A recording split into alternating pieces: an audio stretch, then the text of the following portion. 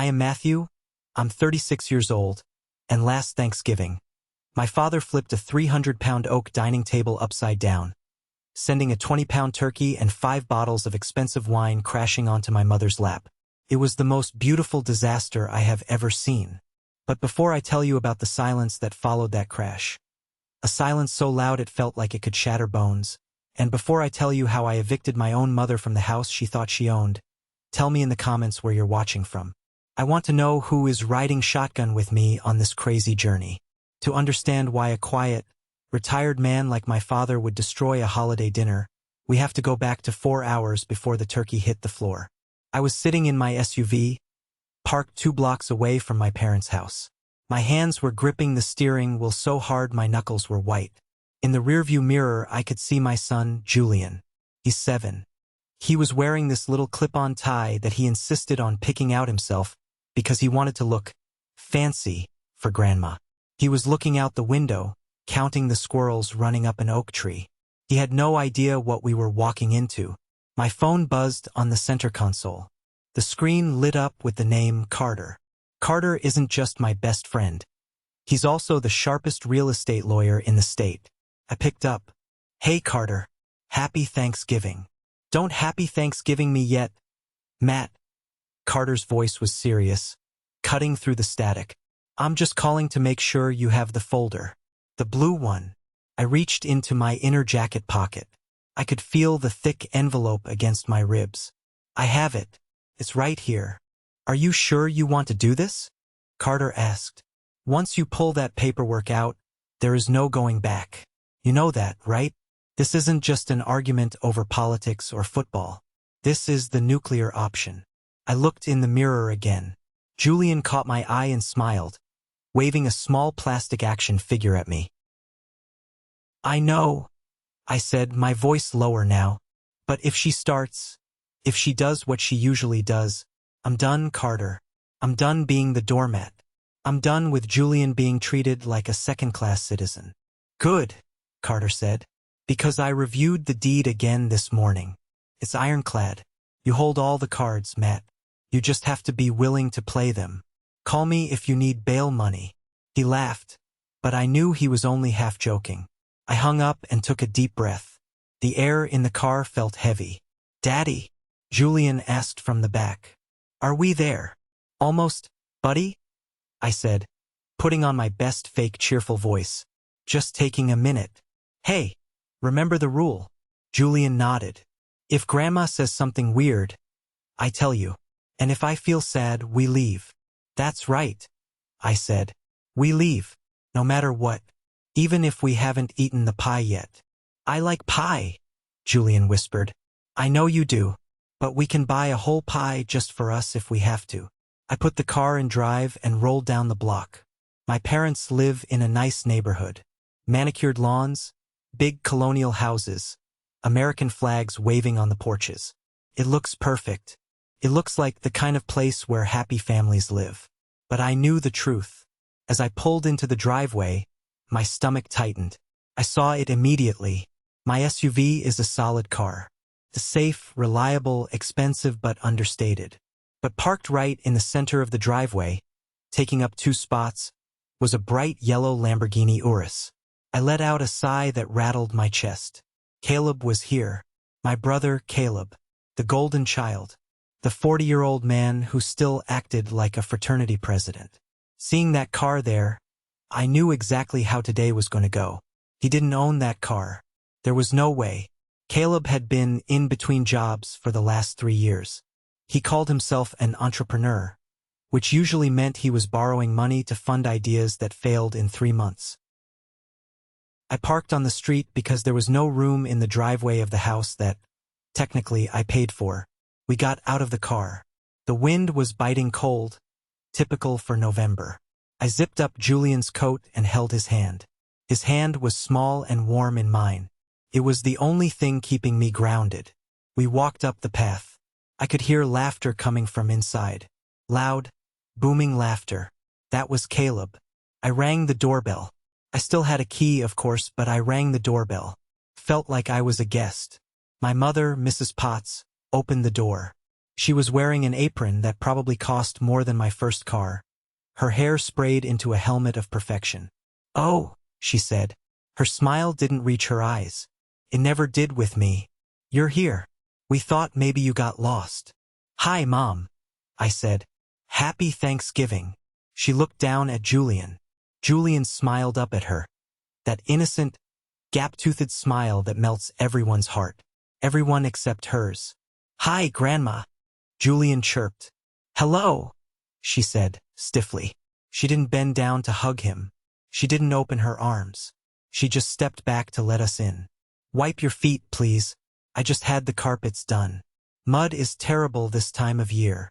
She didn't say that to Caleb, I was sure of it. We stepped into the warmth of the hallway. The smell of roasting turkey, sage, and expensive perfume hit me. It smelled like my childhood, which meant it smelled like anxiety. "Matthew," my dad's voice came from the living room. My dad, Joseph, appeared in the hallway. He looked tired. He always looked tired these days. His shoulders were slumped, and his hair was thinner than the last time I saw him. But when he saw Julian, his face lit up. "There's my big man." Dad knelt down, something Mom wouldn't do, and opened his arms. Julian let go of my hand and ran to him. "Grandpa!" They hugged, and for a second, I felt the tension in my chest loosen. At least Dad was on our side. At least Dad tried. "How are you, son?" Dad asked me, standing up and shaking my hand. He pulled me into a quick, rough embrace. "Good drive." "Yeah, Dad, it was fine." "Did you see Caleb's car?" Mom interrupted, her voice shrill with excitement. She was beaming now, looking out the window at the yellow monstrosity in the driveway. "A Lamborghini. Can you believe it?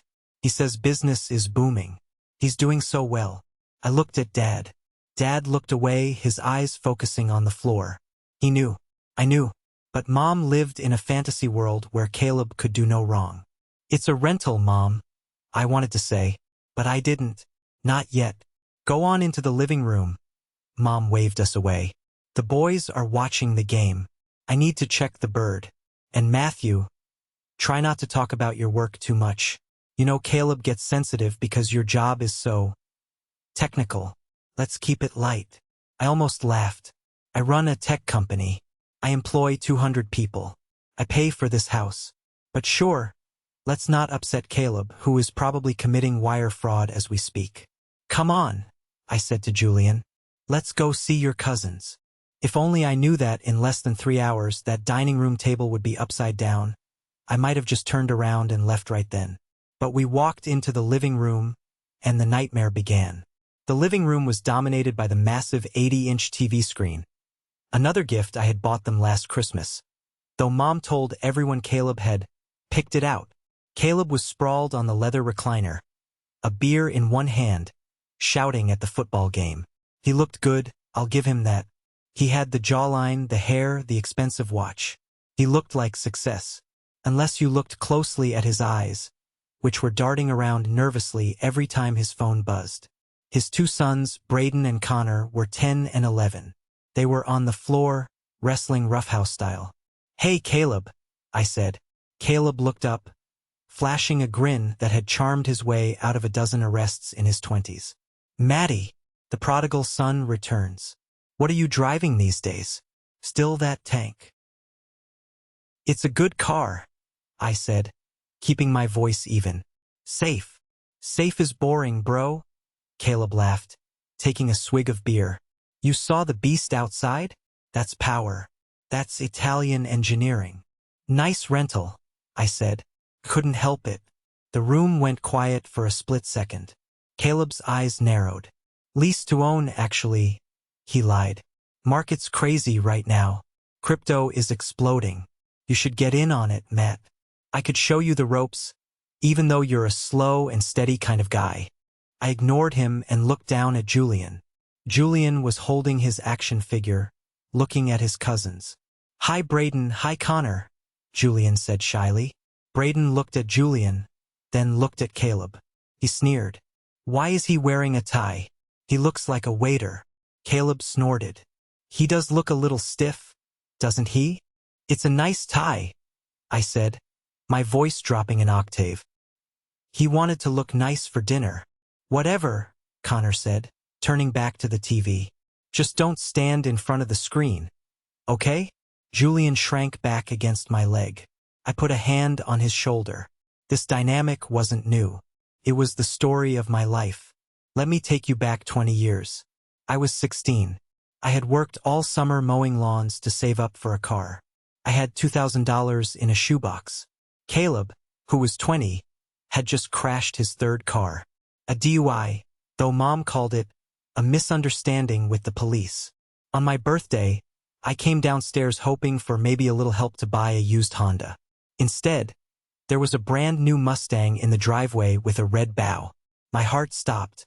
I thought for the first time in my life they saw me. Then Mom handed the keys to Caleb. He needs a fresh start, she had told me, not even looking me in the eye. He's been through so much trauma with the accident. You're strong, Matthew. You can keep working. You have character. I got character. Caleb got a Mustang. But the worst moment, the moment that truly broke something inside me, was 7 years ago. My wife had left me. It was messy, painful, and I was alone. I decided to adopt. I had always wanted to be a father, and I had the resources. When I met Julian, he was a baby in foster care. He had these big, soulful eyes. I knew instantly. He was my son. I called my parents to tell them the news. I was so happy. I was crying. I'm adopting, I told them. His name is Julian. There was silence on the line. Then Mom spoke. Adopted? She said, the word tasting like vinegar in her mouth. But Matthew, he won't be ours. He will be mine, I said. So he will be yours. It's not the same, she said. Blood is blood. Caleb's boys, they carry the name. They carry the DNA. You can't just pick up a child and pretend it's family. I didn't speak to them for 6 months after that. The only reason I came back into their lives was because of Dad. Dad called me one night, whispering so Mom wouldn't hear. He told me they were drowning. Caleb had drained their retirement fund for a business venture that turned out to be a pyramid scheme. The bank was foreclosing on their house. They were going to be homeless. I was angry. God, I was angry. But I couldn't let my dad live on the street. So, I did something that nobody knows. Not even Caleb. Especially not Caleb. I bought the house. I paid off the bank. I bought the deed. I set it up so that my parents could live there rent-free for the rest of their lives. I told them I handled it with the bank and that they just had to pay the utilities. Mom assumed I just loaned them a little money.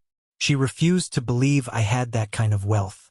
In her mind, I was just a computer nerd, and Caleb was the visionary who was just having a run of bad luck.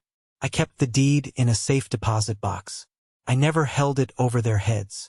I just wanted them to be safe. But today felt different.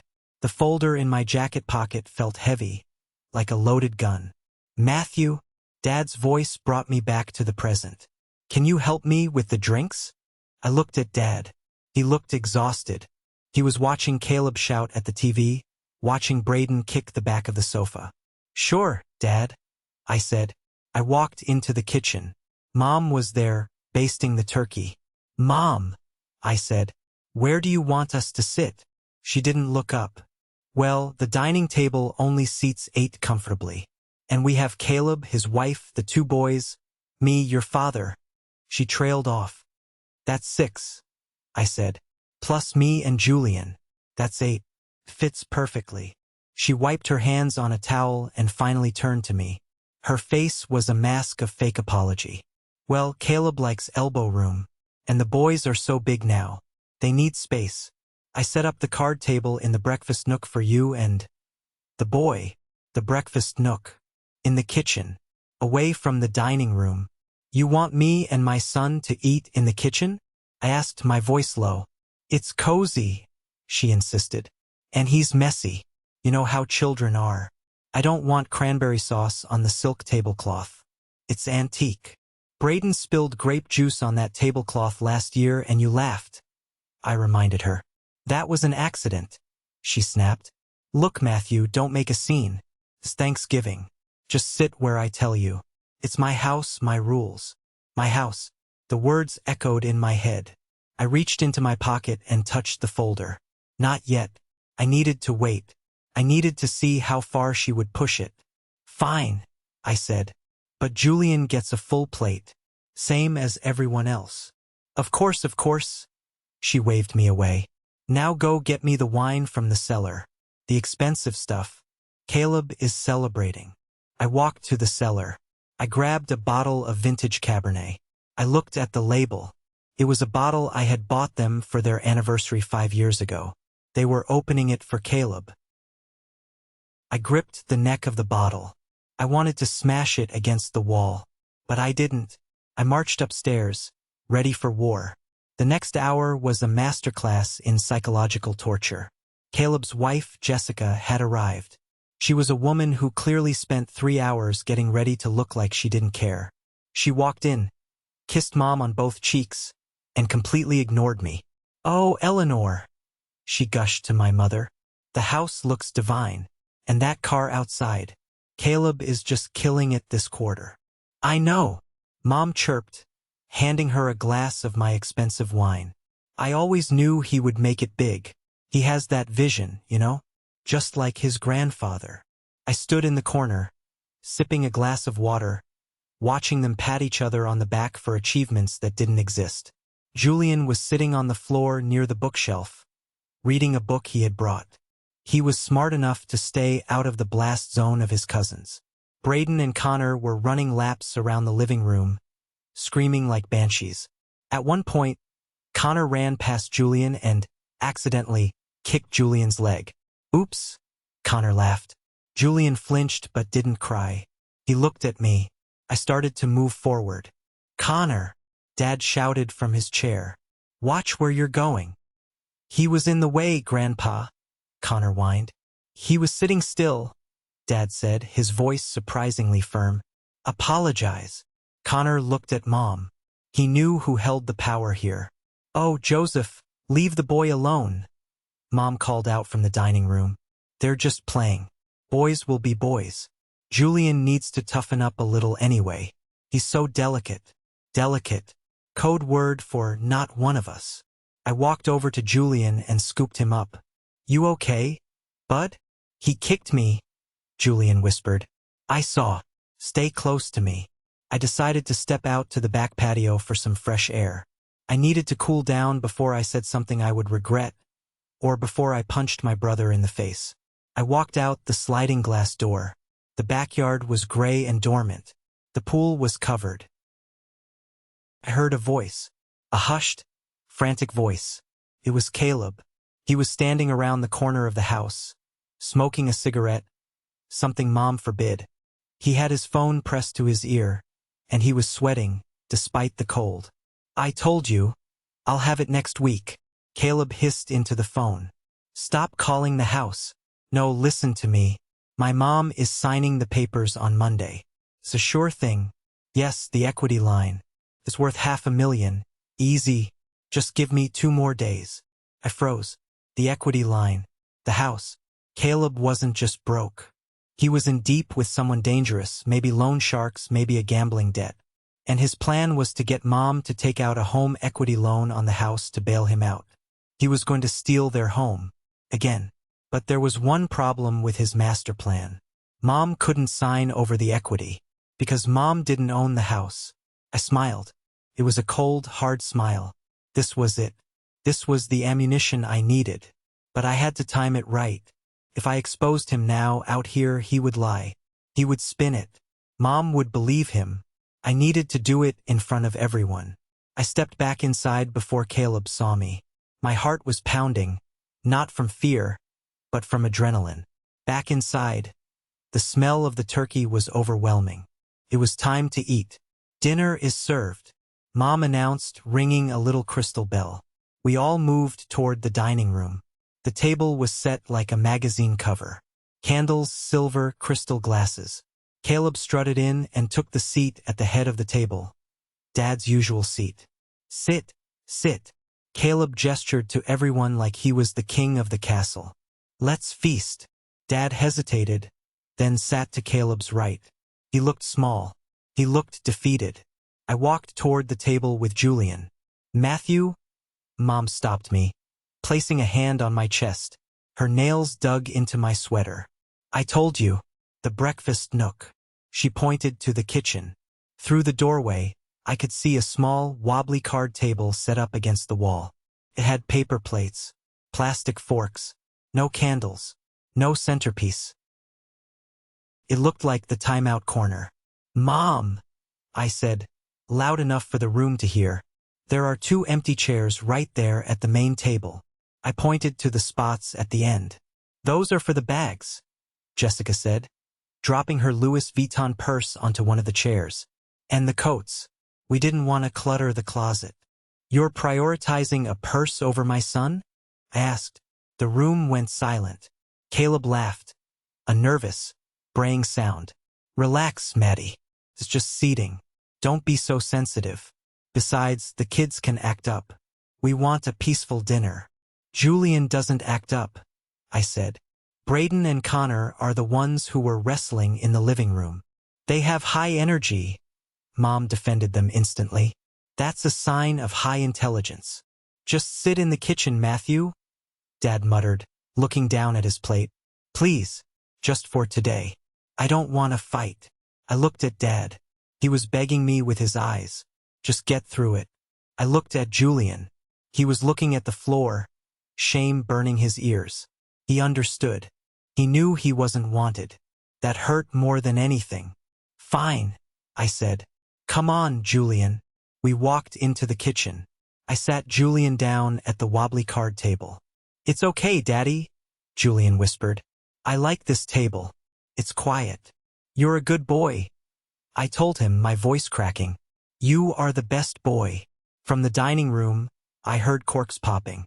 I heard toasts being made. To Caleb, Mom announced. To his success. And to family. To family, they all cheered. I sat there in the kitchen, staring at the plastic fork. Daddy, Julian asked, can we have some turkey? I'll get you some, I said. I stood up. I walked back into the dining room. They were already passing the bowls around. Mashed potatoes, stuffing, green bean casserole. They were serving themselves. Nobody had called us. Nobody had brought us anything. I stood by the doorway, waiting for a break in the conversation. So, Mom, Caleb said, his mouth full of stuffing. About that paperwork I mentioned. The investment opportunity. I really need you to sign that authorization on Monday. The bank is pushing for it. Of course, honey, Mom said, beaming at him. Whatever you need. I trust you. It's the house equity, right? We have plenty sitting there doing nothing. Exactly, Caleb said. It's just leverage. You won't even notice it's gone. And I'll double it in 6 months. Dad looked up. Equity? Caleb, we talked about this. That's our safety net. Joseph, stop worrying. Mom snapped. Caleb knows what he's doing. Unlike some people, he takes risks. That's how you get rich. I clenched my fists. They were stealing from my parents right in front of me. And Mom was handing him the pen. Excuse me, I said, stepping up to the table. Julian is hungry. The table went quiet. They looked at me like I was the waiter. Oh, Mom said. Well, take a plate. There's plenty. She gestured vaguely at the food. I reached for the platter of turkey. It was sitting right in front of Mom. At that moment, Julian, who had followed me quietly, reached out his little hand. He was hungry. He just wanted a piece of meat. Can I have a drumstick? Julian asked innocently. His hand hovered over the platter. What happened next happened in slow motion. Mom's face twisted into a snarl of disgust. She didn't just move the platter. She didn't just say no. She lifted her hand and slapped Julian's hand away. Hard. Smack. The sound was sharp and shocking. Ow! Julian pulled his hand back, tears instantly filling his eyes. Don't touch the turkey. Mom hissed. She looked like a viper. Those greasy hands. You wait until we are served. The main table is for my brother and his kids. You don't just grab. You can eat the leftovers in the kitchen when we are done. The silence that followed was absolute. My vision went red. I mean literally red. I felt a roar building in my throat that was going to tear the roof off the house. But I wasn't the one who moved first. For a second, nobody breathed. Julian was holding his hand, crying silently, looking at his grandmother with pure betrayal. Caleb was chewing, looking amused. Jessica was checking her phone under the table. Then I saw it.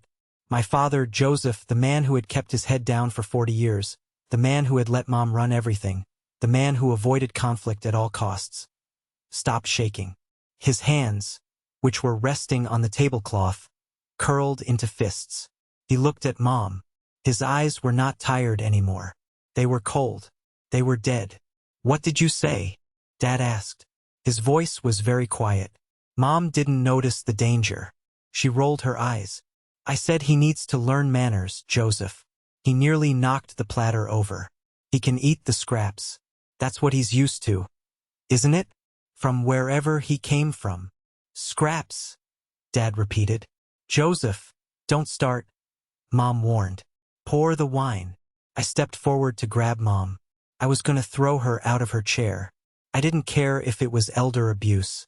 I was going to physically remove her from my son. "Dad," I said, my voice shaking, "we're leaving." "No," Dad said. He stood up. He stood up slowly, but with a power I hadn't seen in him since I was a child. He looked at Caleb sitting in his chair. "Get out of my seat," Dad said to Caleb. Caleb laughed nervously. "Whoa, Dad, relax. It's just a chair." I said. Dad's voice got louder. "Get out." "Joseph." Mom slammed her hand on the table. "You are ruining dinner. Sit down." Dad turned to Mom. "You hit a child. You hit my grandson. He's not."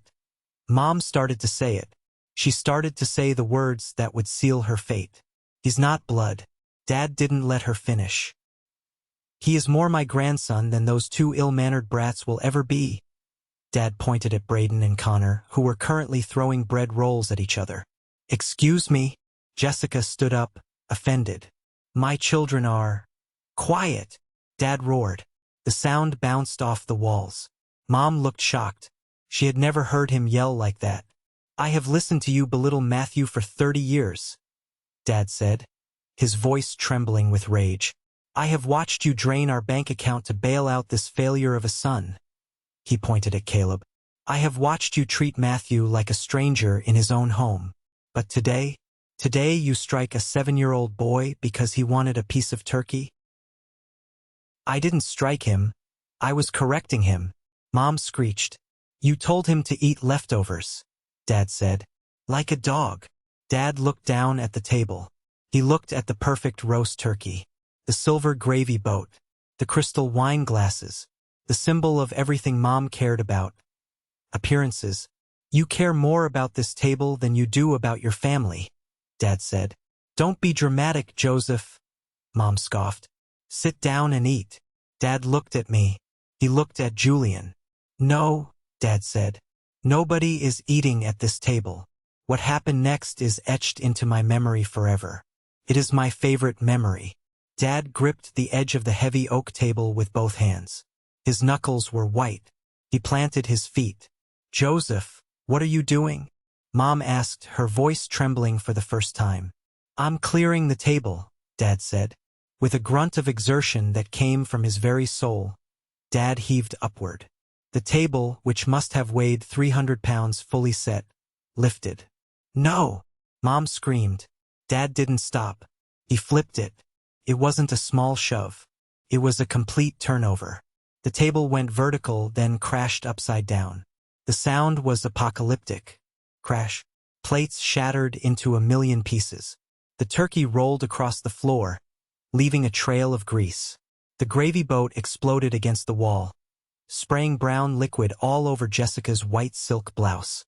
The red wine bottles smashed, sending dark red liquid splashing onto Caleb's rental suit and Mom's pristine carpet. Candles rolled onto the rug, sizzling out in the spilled wine. The room was destroyed. Instantly, Caleb scrambled back, falling out of his chair. "Dad, are you crazy?" Mom was sitting there, frozen, with mashed potatoes splattered on her expensive apron. She looked at the wreckage of her perfect Thanksgiving. Her mouth was open, but no sound came out. Dad stood amidst the destruction, breathing hard. He looked 10 years younger. He looked at Mom. "You can eat the leftovers," Dad said. "Off the floor." I grabbed Julian, who was wide-eyed but weirdly not scared. He looked at Grandpa like he was a superhero. "Dad," I said, "let's go." Dad stepped over the overturned table. He stepped on a piece of Grandma's favorite china, grinding it into dust with his heel. He didn't look back. He walked over to us. He took Julian's hand. "Come on, son," Dad said to me. "I'm buying us burgers." We walked to the front door. "Joseph!" Mom finally found her voice. She screamed from the dining room. "If you walk out that door, don't you dare come back. Do you hear me? I will divorce you. I will take everything." Dad stopped at the door. He turned around slowly. Mom had stumbled into the hallway, covered in gravy, looking like a deranged witch. "You can't take anything, Eleanor," Dad said calmly. "Because we don't have anything. Caleb spent it all." "That's a lie," Mom shrieked. "We have the house." Dad looked at me. He gave me a small, sad smile. "Ask Matthew about the house," Dad said. Then he opened the door and walked out into the cold November air. We marched down the driveway, past the yellow Lamborghini. As I passed Caleb's car, I saw something I hadn't noticed before. There was a small sticker on the bumper. "Exotic rentals of Jersey daily rates." I laughed. We got into my SUV. Dad sat in the front seat. Julian sat in the back. "Grandpa," Julian said softly, "you made a mess." Dad chuckled. It was a dry, raspy sound. "I sure did, kiddo. I sure did." "Did you hurt your back?" I asked, starting the engine. "I feel great," Dad said. "I feel like I just woke up from a 40-year coma." I drove away. I didn't look back at the house. But I knew the Real explosion was coming tomorrow. Mom thought she held the power because of the house. She thought she could kick Dad out. She thought she could sign the equity over to Caleb on Monday. She had no idea that the piece of paper in my jacket pocket was a nuclear bomb. We ended up at a place called Jerry's Diner on the edge of town. It was one of the few places open on Thanksgiving. It smelled like old coffee, bacon grease, and bleach. To me, it smelled like heaven. We sat in a red vinyl booth. Dad, me, and Julian. The waitress, a tired woman named Brenda, came over. "Tough day, fellas?" "You have no idea," Dad said. 3 turkey burgers, and fries, and the biggest milkshake you have for the little guy." "Coming right up," Brenda smiled. When she left, silence settled over the table. But it wasn't the tense silence of my parents' house. It was a comfortable silence. Dad looked at his hands. "I'm sorry, Matthew." "Dad, you don't have to, Paul." "Yes, I do," Dad interrupted. He looked me in the eye. "I let her treat you like that for years. I thought if I just kept the peace, if I just kept my mouth shut, things would get better. I thought she would eventually see what a good man you are. But I was wrong. I was a coward." "You weren't a coward today," I said. "I should have flipped that table 20 years ago," Dad said. "When she gave that car to Caleb. When she didn't come to your graduation. When she refused to meet Julian." He reached across the table and squeezed my hand. Then he reached over and squeezed Julian's hand. "I'm leaving her, Matt," Dad said. "I'm done. I can't go back there. I don't care if I have to sleep in a shelter." "You're not sleeping in a shelter," I said. "You're staying with me. I have plenty of room." "I can't be a burden," Dad said, the old habit of self-deprecation kicking in. "Dad," I said firmly, "you are my father. You are never a burden." My phone buzzed. It was a text from Caleb. "You psycho. Moem is hysterical. She's calling the cops. You better fix this or I will sue you." I showed the phone to Dad. Dad laughed. "Sue you for what?" "Gravy damages." My phone buzzed again. Another text from Caleb. "And tell Dad he needs to sign the equity papers tomorrow or we are all screwed." I need that money, Matt. Seriously. There it was. The desperation. Dad, I said, putting the phone down. We need to talk about the house. I know, Dad sighed. We'll have to sell it. Divide the assets. It's going to be a mess. She'll fight for every penny, even though there are no pennies left. Dad, I leaned in closer. Mom can't sell the house. What do you mean? It's marital property. No, I said. It's not. I reached into my jacket pocket. I pulled out the blue folder. I placed it on the sticky table right next to the sugar dispenser. Open it, I said. Dad wiped his hands on a napkin and opened the folder. He adjusted his glasses. He read the first page. His eyes went wide. He looked up at me, then back at the paper. This is the deed, Dad stammered. From 5 years ago, when we almost lost the house. Keep reading, I said.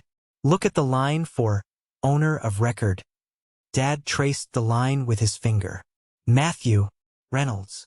He looked up, confused. But Mom thinks the bank refinanced it. She thinks we are paying a mortgage to the bank. You're paying me, I said. You send the check to the LLC I set up. I pay the taxes and the insurance. I bought the house, Dad. Cash. 5 years ago. I own it. 100%. Dad sat back in the booth. He looked stunned. You saved us, he whispered. You saved us and you let her pretend she was still the queen of the manor. I did it for you, I said. I didn't want you to feel like you lost your home. But this means... Dad started to smile. A real mischievous smile. It means, I said, that Mom is living in my house. Caleb is trying to get a loan on my house. And tomorrow you can kick them out. Dad finished the sentence. Exactly, I said. Legally, she is a tenant at will. And she just assaulted the landlord's son. Brenda arrived with the burgers. The smell of grease and onions was intoxicating. Dig in, Dad said, picking up his burger with both hands. We need our strength. Tomorrow is eviction day. We ate like kings. Julian had a chocolate milkshake mustache. Dad laughed until he cried. For the first time in my life, I wasn't the invisible son. I was the man holding the cards. And tomorrow I was going to play the royal flush. The sun rose the next morning with an audacity that felt insulting. It was a bright, crisp Friday, the kind of post-Thanksgiving morning that is usually reserved for leftover turkey sandwiches and shopping. But for me, it was Judgment Day. I slept on the couch in my own living room because I insisted Dad take the guest suite. When I woke up, the house was quiet. For a second, I panicked. I thought maybe Dad had changed his mind. I thought maybe the guilt of 40 years of marriage had crept in during the night, and he had walked back to the House of Horrors to apologize. But then I smelled bacon. I walked into the kitchen. Dad was there, wearing one of my bathrobes that was a little too big for him. He was humming. He was flipping pancakes. Julian was sitting at the counter, swinging his legs, watching his grandfather with awe. Morning, landlord, Dad said, flashing a grin. Morning, Dad, I said, pouring coffee. You sleep okay? Best sleep I've had since the Carter administration, Dad said. He plated a pancake shaped vaguely like Mickey Mouse for Julian. I spoke to Carter, by the way, your lawyer friend. I called him at 6 a.m. I hope he doesn't bill you for the early hour. You called Carter? I asked. I wanted to be sure, Dad said, his face turning serious. I wanted to be sure I wasn't dreaming about the deed. And I wanted to know the procedure. Carter says we need to go over there today. He says we need to secure the premises before Caleb tries something stupid. Caleb is desperate, I said. He needs that equity line, which he can't get, Dad said, because the bank won't lend money on a house he doesn't own. But he doesn't know that yet, which makes him dangerous. We ate breakfast quickly. There was a militant energy in the air. We weren't a family going for a visit. We were a tactical unit. I drove. Dad sat shotgun. We left Julian with my trusted neighbor, Mrs. Higgins, because things were going to get ugly, and I didn't want him to see his grandmother beg or scream. When we pulled up to the house, the yellow Lamborghini was still there. But there was another car too. A tow truck. A repo man was hooking up the Lamborghini. Dad let out a low whistle. Well, that answers the question about his finances. We got out of the car. Caleb was on the front lawn, still wearing his wine-stained suit pants from the night before, screaming at the tow truck driver. "You can't take it!" Caleb was yelling, his voice cracking. "I made the payment. It's a wire transfer delay. I'm calling my lawyer." The driver, a burly guy who had clearly heard this speech 1,000 times, didn't even look up. "Call the Pope for all I care, buddy. Order came in this morning. Default on lease. Step back or I call the cops." Caleb turned and saw us. His face went from red to pale white. "You!" Caleb pointed at me. "This is your fault. You and your little drama last night jinxed everything." I walked past him. I didn't even slow down. "Morning, Caleb. Nice car." Or was. Dad walked right beside me. He didn't look at Caleb. He marched up the steps to the front door. He used his key that still worked, and opened the door. The smell hit us first.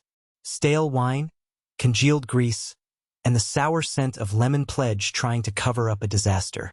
Mom was in the living room. She was sitting on the sofa, scrubbing a wine stain on the carpet with furious, manic energy. Jessica, Caleb's wife, was sitting in the armchair, staring at the wall, looking like she had been crying for hours. When Mom saw us, she stopped scrubbing. She stood up. She pulled herself up to her full height, smoothing her ruined apron. "So," she said, her voice icy, "you decided to crawl back." She looked at Dad. "I hope you have a good apology prepared, Joseph. And a check. The carpet cleaners are charging triple for holiday service. And the table, my grandmother's table, it's scratched." Dad didn't speak. He just walked over to the fireplace mantel and picked up a framed photo of himself and Mom from 20 years ago. He looked at it for a second, then placed it face down. "I'm not here to apologize, Eleanor," Dad said. "I'm here to pack." "Pack?" Mom laughed, a harsh, brittle sound. "Don't be ridiculous. You're not going anywhere. You're having a midlife crisis at 68. It's pathetic. You're going to sit down, write Caleb a check for his emotional distress, and then you are going to apologize to me for humiliating me in front of my grandchildren." "Those weren't grandchildren," I said, stepping forward. "Those were bullies in training." Mom snapped her head toward me. You are the poison in this family, Matthew. Ever since you brought that boy into our lives, everything has been difficult. You turned your father against me." "I didn't turn him," I said. "I just opened his eyes." The front door slammed open. Caleb rushed in, breathless. "Mom, they took the car. You have to sign the papers now. Today. We need to wire the money to the leasing company by noon or they terminate the contract." "Mom, please." Caleb was shaking. He looked like a junkie needing a fix. Mom looked at her golden child. Her face softened instantly. "Oh, my poor baby.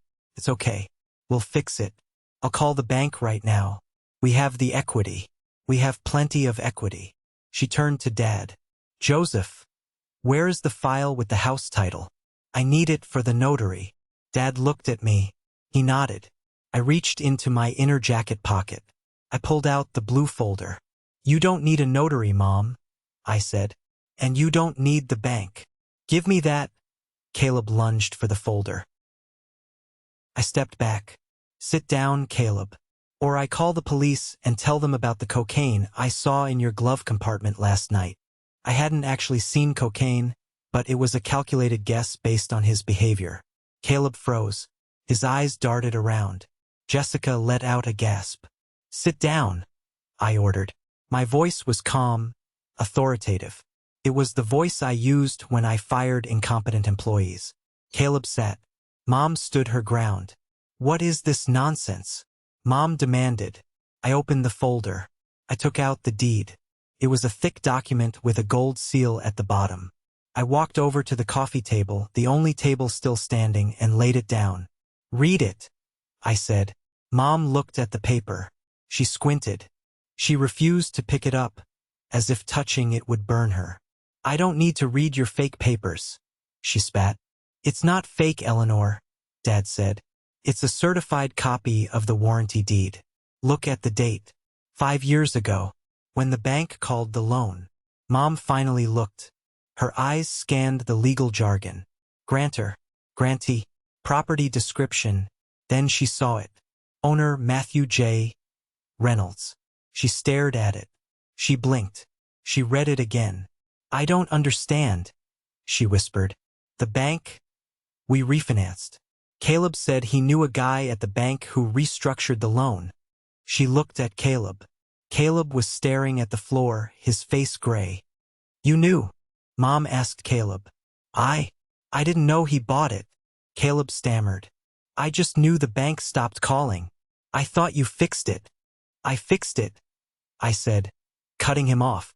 I paid off the $300,000 you stole from them, Caleb. I paid off the second mortgage you tricked Dad into signing.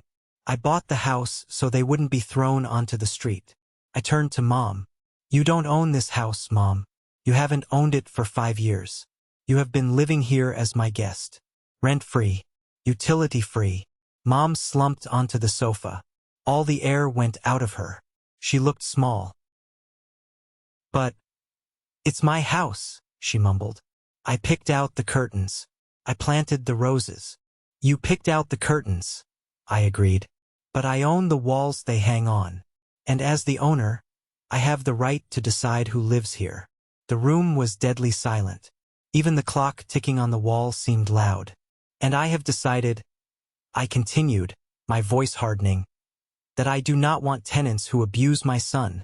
Mom looked up, tears of shock welling in her eyes. Tenants? I am your mother. You ceased to be my mother the moment you slapped Julian, I said. Now you are just a woman who lives in my house. A woman who told my son to eat leftovers. I pulled another paper from the folder. A notice to vacate. This is a formal notice, I said, placing it next to the deed. In this state, as a tenant at will, I have to give you 30 days. But given the domestic disturbance last night, the assault on a minor, my lawyer says I can get an emergency eviction order in 48 hours if I press charges. Press charges? Mom gasped. You wouldn't.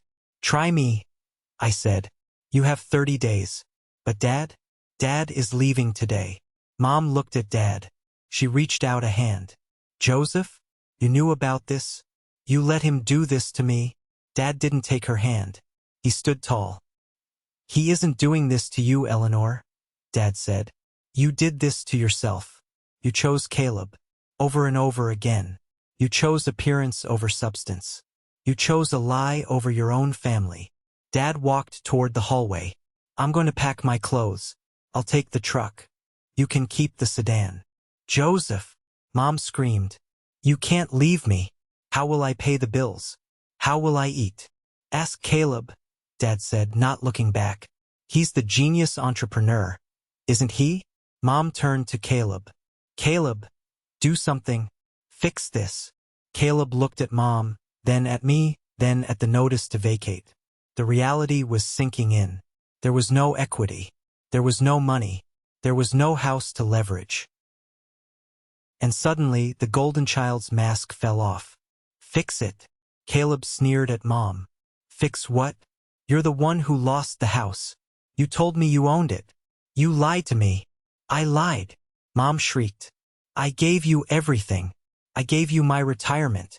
I gave you my jewelry. And it wasn't enough. Caleb yelled back. It's never enough. And now look at us. I'm broke. My car is gone. And you're homeless. You stupid old woman. The room froze. Mom looked at Caleb as if he had shot her. The boy she had worshipped. The boy she had put on a pedestal while kicking me into the dirt. He was calling her stupid. He was blaming her. Caleb? She whispered. How can you speak to me like that? Because you're useless to him now, Jessica spoke up. We all turned to Jessica. She stood up, smoothing her dress. She walked over to Caleb. She took off her wedding ring. Jessica, Caleb asked. Babe, She dropped the ring into his chest pocket. "I'm taking the boys to my sister's," Jessica said calmly. "Don't follow us. And don't call me until you have a job. A real job. Not a scheme." She looked at me. "Matthew, I'm sorry. About last night. I should have said something." "Yes," I said. "You should have." She nodded, shame coloring her cheeks, and walked out the door. Caleb ran after her. "Jess, wait, baby, I have a plan. I just need a little time." The front door slammed. Mom was alone. She sat on the sofa, surrounded by the smell of stale wine and the wreckage of her life. She looked at me. Her eyes were pleading. "Matthew," she said, her voice trembling. "You can't be serious. Where will I go?" I looked at her. I looked at the hands that had slapped my son. I looked at the mouth that had spewed venom at me for 30 years. I felt a twinge of pity. But then I remembered Julian's face. I remembered him sitting at the wobbly card table. "You have 30 days, Mom," I said. "I suggest you start packing. And if I were you, I'd start looking for a smaller table." I turned and walked away to help Dad pack. When we left an hour later, the truck bed was loaded with Dad's clothes, his tools, and his fishing gear. That was all he wanted. Mom was still sitting on the sofa, staring at the deed. She didn't come to the door. She didn't wave goodbye. As we backed out of the driveway, Dad let out a long breath. He rolled down the window. The cold air hit his face. "I feel like I can breathe," Dad said. "For the first time in 40 years, I can actually breathe." I looked at him. He was smiling. "Let's go home, Dad," I said. "Julian is waiting." December came in with a blanket of snow, covering the scars of November. It had been 4 weeks since the turkey incident, as we now called it. Life had settled into a new, strange, but wonderful rhythm. Dad was living in the guest suite of my house, but he wasn't really a guest. He was essential. He was up every morning at 6, fixing things I didn't even know were broken. He fixed the leaky faucet in the laundry room. He built a bookshelf for Julian's room. He organized the garage. But mostly he was a grandfather. He picked Julian up from school every day. I would come home from work to find them in the living room, building elaborate Lego castles or reading books by the fire. Julian wasn't the timid boy who sat in the corner anymore. He was loud. He laughed. He ran through the house knowing that nobody was going to yell at him for existing. "Dad," I said one evening, watching them play, "you don't have to do all this. You're retired. You should relax." Dad looked up from the floor where he was helping Julian assemble a Lego spaceship. "I am relaxing, Matt. This, being here, being useful, being loved, this is the best vacation I've ever had." We didn't talk much about Mom, but we knew what was happening. Carter, my lawyer, handled everything. He told me Mom had moved out on day 29. She didn't go quietly.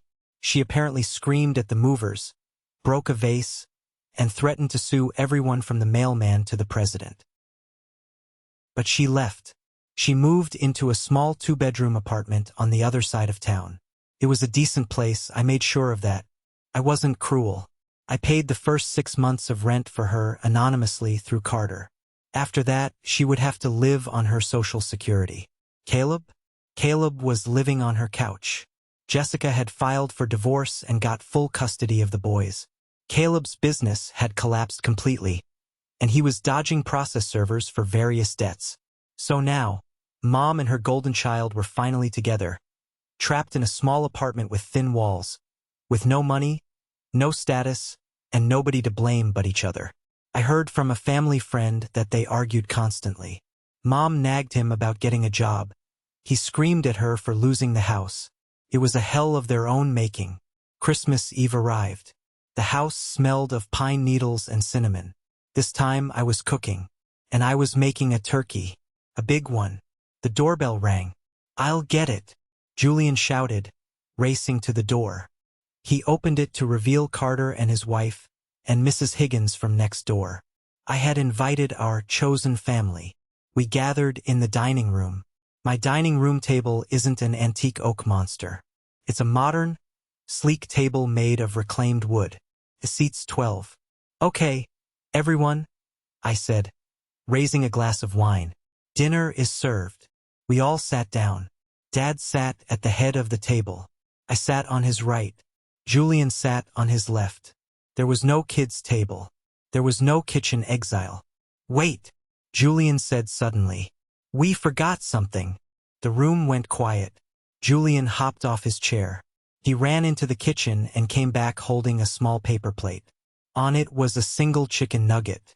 He walked over to an empty chair in the corner. A chair we had left empty for memory. He placed the nugget on the chair. That's for the old times, Julian said seriously.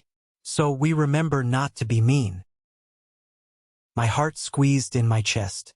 He remembered. Of course he remembered. But he was processing it with a grace that Mom never had. That's a good reminder, Julian, Dad said, wiping his eye. We started to eat. And let me tell you, the food tasted better than any meal I had ever eaten in that big colonial house. Tasted like freedom. Halfway through dinner, my phone rang. I looked at the screen. Mom. The table went silent. Everyone looked at me. I let it ring. It went to voicemail. It rang again. Dad put his fork down. You can answer it if you want, Matt. I won't be mad. I looked at the phone. I imagined her in that small apartment. Maybe she was lonely. Maybe she was calling to apologize.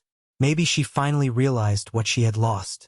But then I looked at Julian, happily eating his stuffing, safe and secure. I looked at Dad, looking 10 years younger, laughing with Mrs. Higgins. I realized that letting her voice into this room would be like opening a window in a submarine. It would just let the water in. No, I said. We're eating. I turned the phone over. Later that night, after everyone had left and Julian was asleep, Dad and I sat by the fire with a glass of scotch. I listened to the voicemail, I told Dad. And? Dad asked, staring into the flames. She wasn't apologizing, I said. She was complaining that Caleb ate the last of the Christmas ham and asking if I could wire her $500 for a new TV. Dad shook his head and took a sip of scotch. Some people never change, Matt. They just get older. Are you okay, Dad? I asked. Really? I miss her sometimes, Dad admitted. Or, I miss who I thought she was when we were 20. But I don't miss the feeling of walking on eggshells in my own kitchen. I don't miss the knot in my stomach every time the garage door opened. He looked at me. You gave me my life back, son. You gave me a home. I can never repay you for that. You paid me back tonight, I said. When you read The Night Before Christmas to Julian. That's all the rent I need. We sat in silence for a while, just watching the fire crackle. You know, Dad said softly, I always worried about you, being the quiet one, the one in the background. I worried you would let the world walk all over you. I almost did, I said. But you didn't, Dad smiled. You waited. You planned. And when the time came, you flipped the table. I laughed. You literally flipped the table, Dad. Metaphorically, Dad winked. You flipped the script. The next week, I listed the old house for sale. I didn't want it. I didn't want the memories. I sold it to a nice young couple with a baby on the way. I hoped they would fill it with better memories than we did. With the money from the sale, I did 3 things. First, I bought a small, cozy condo downtown and put the deed in Dad's name. I wanted him to have his own asset, his own independence, even though he spent most of his time at my place. Second, I set up a college trust fund for Julian that was so secure even an act of Congress couldn't touch it. And third, I sent a check to the foster care agency where I found Julian.